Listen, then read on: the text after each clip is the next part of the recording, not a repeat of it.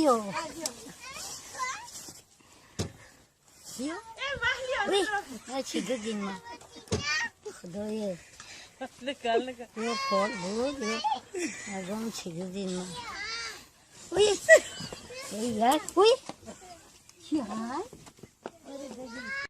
حضرت موسی در دل خود گذرانیدم پروردگارا برای ما جنت میگویی، نعمتهای جنت میگویی و من میدانم که پیغمبرهای تو همه وارد جنت میشوند، منم از آن جمله. لکن من در جنت همراه کی هستم؟ همراه کی هستم در جنت و همسایگی کی در من قرار دارم؟ خداوند ندا کرد موسی تو همراه یک قصاب در جنت سکونتی میکنی و هم صحبت میشه. حضرت موسی میگه در حیرت افتادن قصاب؟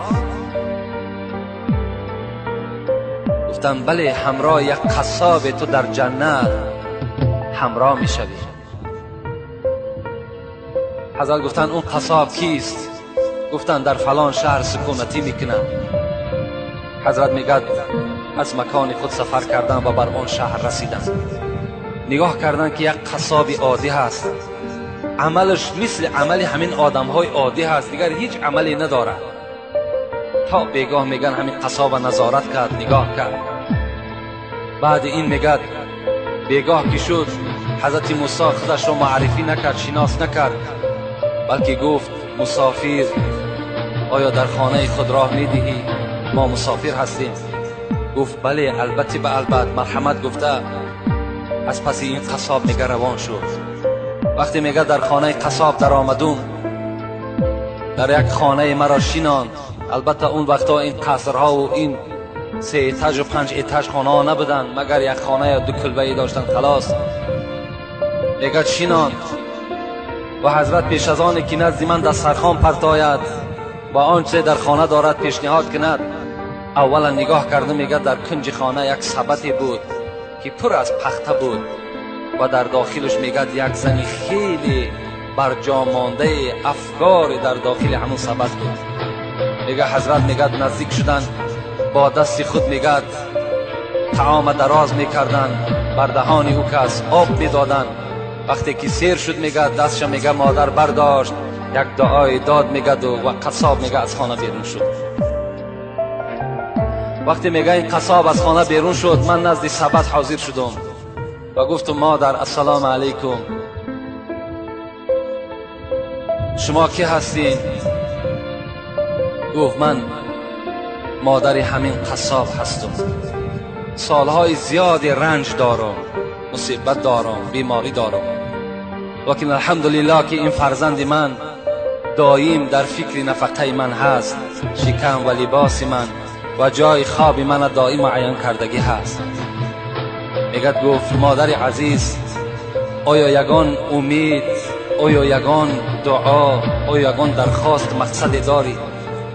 گفت ای مسافر، گفت فقط یک امید دارم و دائم دعای من همین است که این فرزند من بعد این قدر مهربانی هایی که بر من میکند خدایا در جنت در همسایگی حضرت موسی باشد. فقط دعای من گفت همین است. میگه حضرت موسی گریان شدند و گفتن مادر، گفتن یک شادیانه بر من بده، یک هدیه بر من بده، زیرا که همان موسی که تو میگوی همان موسی من هستم و همان پیغمبر من هستم و دعای تو در نزد خدا اجابت یافت و این فرزند تو در جنت همراه من هست. خوش به حال اون فرزندهایی که همراه پیغمبرها و همراه شهدا در جنت از پشت چی؟ از پشت خدمت کردن در حق پدر و مادر هست. رسول اکرم در حدیثهای فراوان خود به ما و شما خبر میدهد کسی که سحر از خواب میخیزد مرضیاً لابویه، هر وقتایی که سحر بیدار می شود پدر و مادر از او راضی هست، پدر و مادرش راضی هست. مادامی که پدر و مادر راضی شد، رسول الله چی گفتند؟ له بابان مفتوحان الی الجنه.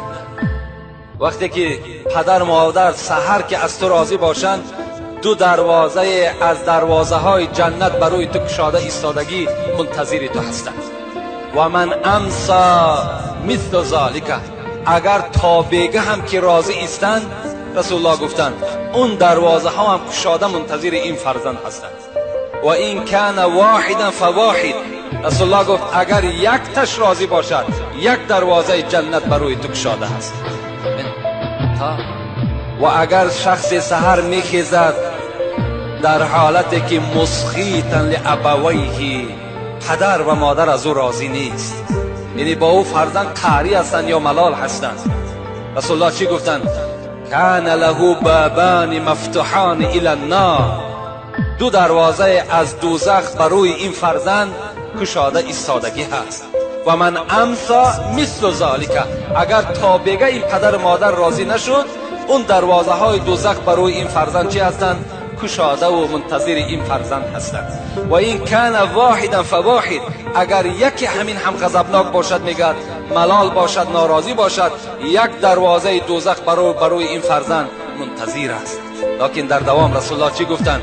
و این ظلم و این ظلم و این ظلم، 3 بار گفتند اگر چنده که پدر مادر تو ظالم باشد، پدر مادر تو ظالم باشد، پدر مادر تو ظالم باشد، اگر چند پدر مادر ظالم هم باشد، تو چیکار کن؟ تو خدمتی در حق پدر مادر برای خود روا ببین و خدمت از اونها کنده نکن. زیرا خدا را بین در سوره همین لقمان و ما و شما چی میگوید؟ امروز بسیار جوان ها میآیند پیش ما، سوال میکنم پدر من فلان گپ گفت، آیا من در همین گپ خلافی اگر پدرم کار کنم چی میشود؟ خیلی خوش به حالشون که سوال میکنند و جواب خودشون میگیرند. خداوند در قرآن به ما و شما تذکر میدهد، میگوید و این جاهداک علی ان تشرک بی ما لیس لک به علم فلا تطیعهما و صاحبهما فی الدنیا معروفا. صدق الله العظیم. سوره لقمان است. خدا میگوید اگر پدر و مادر بر کدام شما ای فرزندها امر کنند این که فرزند من با خدای خودت مشرک شو، یعنی شریک در ذات خدا بیا، یا میگویم فرزندی من نماز نخوان، فرزندی من روزه نگیر، فرزندی من مالداری زکات نده، فلا تطیعهما، این پدر و مادر بزمی این قدر احترامی که دارن تو اطاعتشون نکن. در حالتی که به خدای خود گناهگار شیدنده، پدر و مادر تا اطاعت نکن. و صاحبهما فی الدنیا معروفا، لیکن اگر چند پدری تو کافر هم باشد، مشرک هم که باشد، مفسرای قرآن زیاده از 10 تفسیر ما در خانه داریم، همش چی میگن؟ و صاحبهما فی الدنیا معروفا، با این پدر کافر، با این پدر مشرک تو چکار کن؟ معامله خوب کن، در حق اینها خدمت کن. و در بین باز چکار میکنی؟ همون پدر و مادر وقتی خدمت کردی، مهربانی کردی، شاید که چکار کنند؟ شاید که این هم باز در دلش خداوند یک ترحم و در دلش خدا یک توفیق جایگیر کند و باز به سوی اسلام چکار کند؟ رجوع کند از حساب خدمت شما. حتی حضرت موسی را میگوید در روایت ها میآید که وقتی که بالای کوه طور میرفت با خدای خود میگد نازیده گپ میزد، می نازید که ما با خدای خود کار میکنیم، یعنی سخن میگوییم. البته و کلم الله موسی تکلیما، این جای حقیقتش است، این یگان افسانه و یگان حکایه نیست، زیرا خدا میگوید که موسی از پیغمبرها کسی بود که همراه من صحبت میکرد، همراه من سخنرانی میکرد. حضرت موسی میگد بالای همون کوه طور میبرامد و بناز با خدای خودش چیکار میکرد؟ صحبت میکرد و احکام و ارکانها را می آورد بر امت خودش میرساند. روزی از روزها میگه حضرت موسی بالای همین کوه طور با خدای خود میگه راز میگفت. خداوند خطابش کرد، موسی گفت تا امروز اگر یاد داشته باشی تو به ناز گپ میزدی، مینازیدی، از امروز اعتباراً نزد خدای خودت با ادب باش، احتیاطانه گپ بزن، زیرا تا امروز مادری تو زنده بود از پسی تو دعا میکرد پروردگارا فرزند من وقتی که نزد تو میآید مبادا بنده هست یک لغزش میکند سهو میکند خدایا تو این را ببخش و بر این غضب نکن. امروز مادری تو از دنیا گذشت دیگر تو ناز بردار نداری نزد خدای خود با ادب باش با احتیاطانه بسر زیرا یگانه کسی که دلپوری تو بود و در حق تو دعا کن بود این مادری تو بود که از دنیا گذشت. خوش به حالی شما فرزندای عزیز برادرای عزیزی که احترام پدر و مادر دارید. کدام شما اگر با پدر و مادر ملالم که باشین امروز چیکار کنین؟ رفته بعد شنیدن این سخنها اگر شما ایمان کامل داشته باشین ترسی از خدا داشته باشین باوری بر قبر روز قیامت داشته باشین از پدرهای خود مادرهای خود عذرخواهی کنین قدمهای اونها را بوسه کنین و اونها را احترام کنین. انشاءالله خداوند شما را چکار میکند؟ همه گناه شما را مغفرت میکند. حتی پدر و مادرم بعد بخشش فرزند انشاءالله باوری دارم که اونها یک صندوق رحم هستند یک سیله رحم هستند از فرزند در حال چکار میکنند گذر میکنند و فرزند خودشان میبخشند.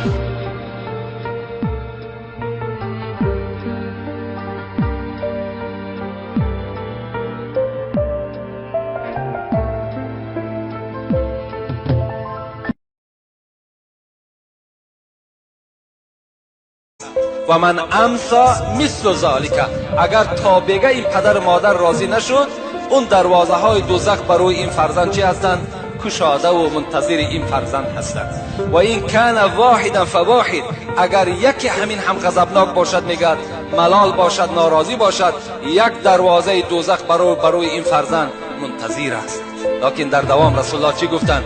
و این ظلم 3 بار گفتند اگر چنده که پدر و مادر تو ظالم باشد پدر و مادر تو ظالم باشد پدر و مادر تو ظالم باشد اگر چند پدر و مادر ظالم هم باشد تو چیکار کن؟ تو خدمتی در حق پدر و مادر برای خود روا ببین و خدمت از اونها کنده نکن. زیرا خدا را بین در سوره همین لقمان و ما و شما چی میگوید؟ امروز بسیار جوان ها میآیند پیش ما سوال میکنم پدر من فلان گپ گفت آیا من در همین گپ خلافی اگر پدرم کار کنم چی میشود؟ خیلی خوش به حالشون که سوال میکنند و جواب خودشون هم میگیرند. خداوند در قرآن به ما و شما تذکر میدهد میگوید و این جاهداک علی ان تشرک بی ما لیس لک به علم فلا تطیعهما و صاحبهما فی الدنیا معروفا. صدق الله العظیم. سوره لقمان است.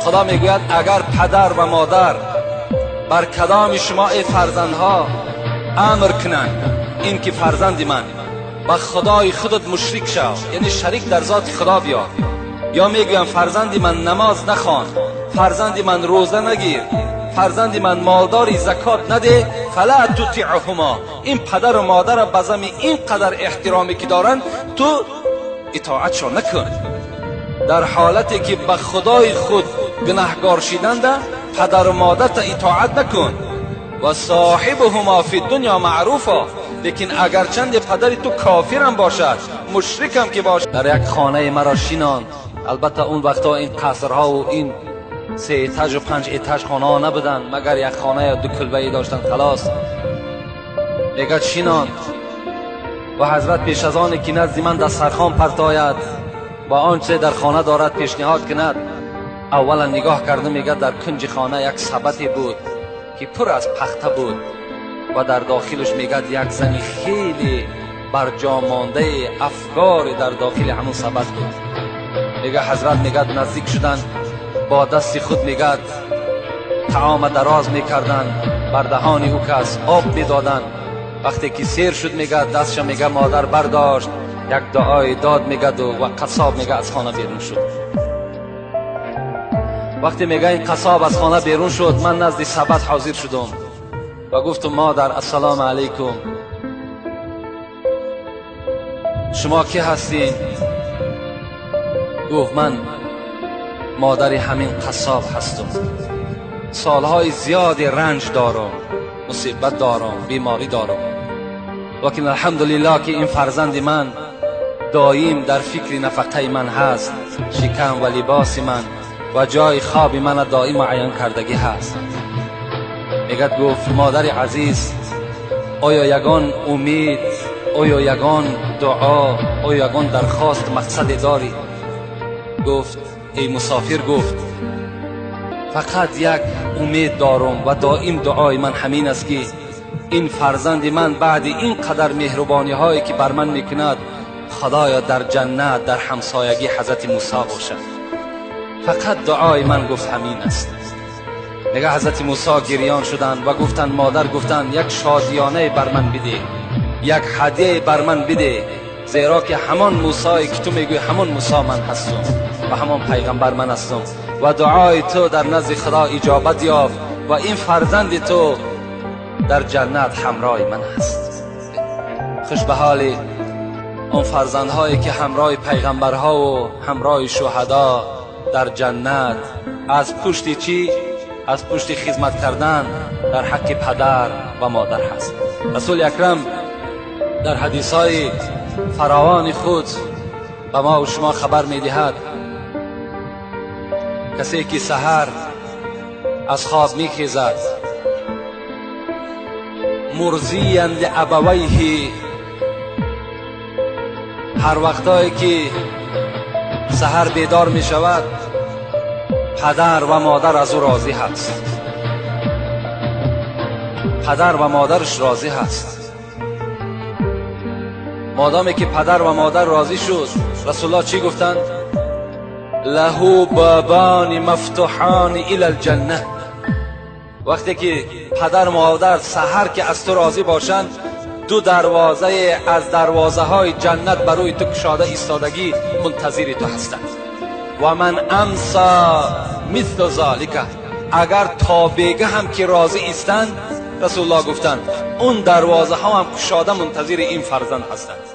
و این کان واحدا فواحد، رسول الله گفت اگر یک تش راضی باشد یک دروازه جنت برای تو گشاده هست. و اگر شخص سحر میخیزد در حالتی که مسخیطا لابویه، پدر و مادر از او راضی نیست، یعنی با او فرزند قهری هستند یا ملال هستند، رسول الله چی گفتند؟ کان له بابان مفتوحان الی النار، دو دروازه از دوزخ برای این فرزند گشاده ایستادگی هست. دیو دیو چی گفتین ما خدایا یا فال بود اگم چی گفتین ما وی چی های؟ حضرت موسی در دل خود گذرانیدن پروردگارا برای ما جنت میگویی، نعمتهای جنت میگویی و من میدانم که پیغمبرهای تو همه وارد جنت میشوند، منم از آن جمله. لکن من در جنت همراه کی هستم؟ همراه کی هستم در جنت و همسایگی کی در من قرار دارم؟ خداوند ندا کرد موسی تو همراه یک قصاب در جنت سکونتی میکنی و هم صحبت میشه. حضرت موسی میگه در حیرت افتادن قصاب؟ گفتم بله، همراه یک قصاب تو در جنت همراه میشوی.